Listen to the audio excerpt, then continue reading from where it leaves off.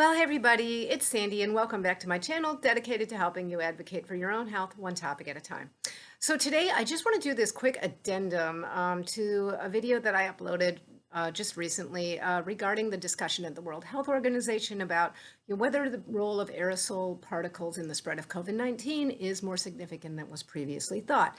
And, I didn't get a whole lot of views on that video, and I didn't expect to. I see that, what gets the most traction here is really the product reviews, and I will keep doing some of those. But the questions and comments that I did get just told me that I probably really need to clarify my thinking on something. So some of those had to do with like, what kind of respirator should I buy?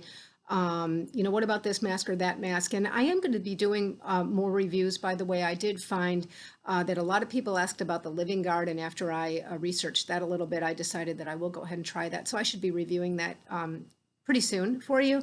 But bear with me on that. Here's a little bit of a tangent. For those of you who don't know, my channel doesn't have any affiliate links on it. Okay, so no commission for me if anybody buys anything. And so I'm very picky about what I'll buy in order to review. It has to pass some litmus tests on paper, and I have to get some good information from the company when I need it. And it's just really important to me that my reviews and any recommendations I make on this channel are unbiased and trustworthy. So yeah, bear with me on that. That makes it a little bit of a slow process, and it makes it so that I'm very picky about what things I will choose in order to review for you. But which brings me to what I really wanted to clarify is that if, this discussion, however it gets settled, I had said I think it's going to prove to be nuanced, because I think we know that there is, at least some spread of COVID-19 is probably through aerosol route.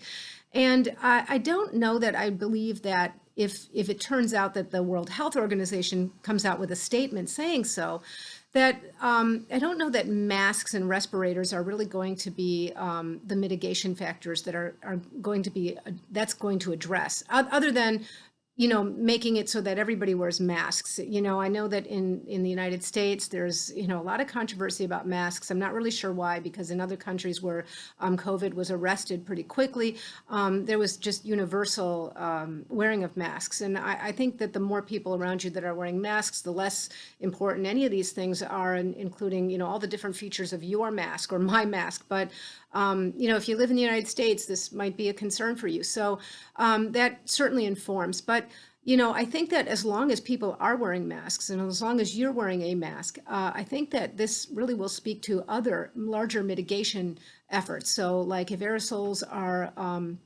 more significant route than previously thought, we might be doing, like in some countries, they have rules, laws that, if you're in a taxi cab these days, you have to have the windows down.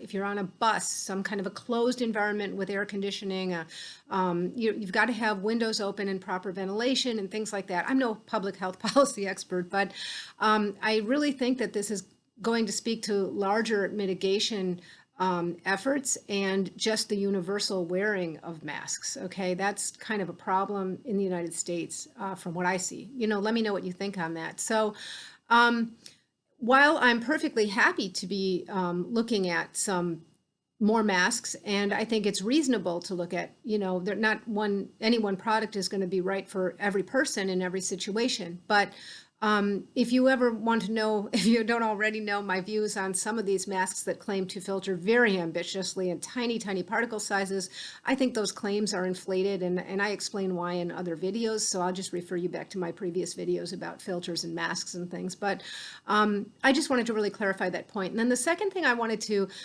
clarify was my thinking behind, why I said I think that, of course, there's some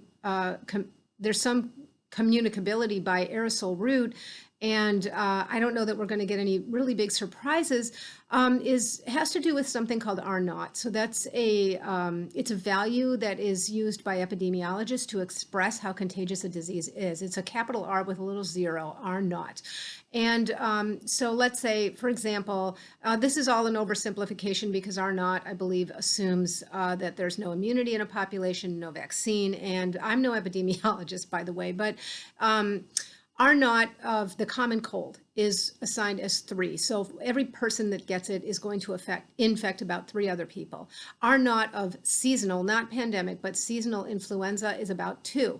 Well, the R naught of the The measles, by the way, is a disease that we know is highly communicable, mostly by aerosol route. Okay. Well, the R naught of the measles is 12 to 18. Okay. So that reflects that.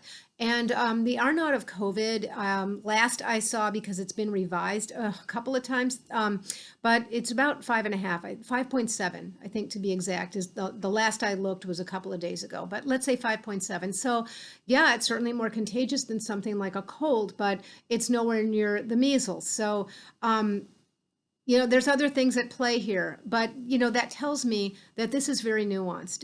Yes, there's an aerosol route, and there's also large respiratory droplet route. Now, I guess what I mean by that is sometimes we hear things that come down from like the World Health Organization or the CDC, and we say, well, last time they said this and now they said that. And the truth is, very often the general public, or at least, a good segment of it that has some background in education, is already there before they make their statement. And you might recall, if you were watching my videos early on my channel, way back, I think in March, I did a video where we were still being told, wash your hands, wash your hands, wash your hands. There was not even a discussion about respiratory droplet route, much less masks. And that was when the pandemic was really hitting Italy very hard. And I said on this channel, I think this is going to take a more robust response than washing our hands. I think that people in Italy aren't living in caves. They know to wash their hands. So, sometimes I think the process by which these organizations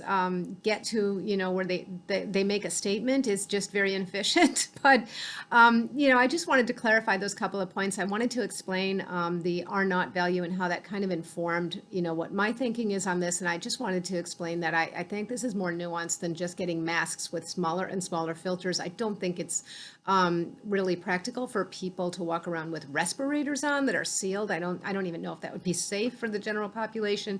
So I will be, though, reviewing the Living Guard soon. I really appreciate everybody's input on ideas for masks and things you're interested in. So please know I do look at every single one of them, but because of the reason I stated, I'm just very picky about which ones I'll choose to buy and review, and I will keep doing it. So thank you again for the questions, comments, engagement. I hope you found this helpful. Please let me know. And until next time, be well. Bye-bye.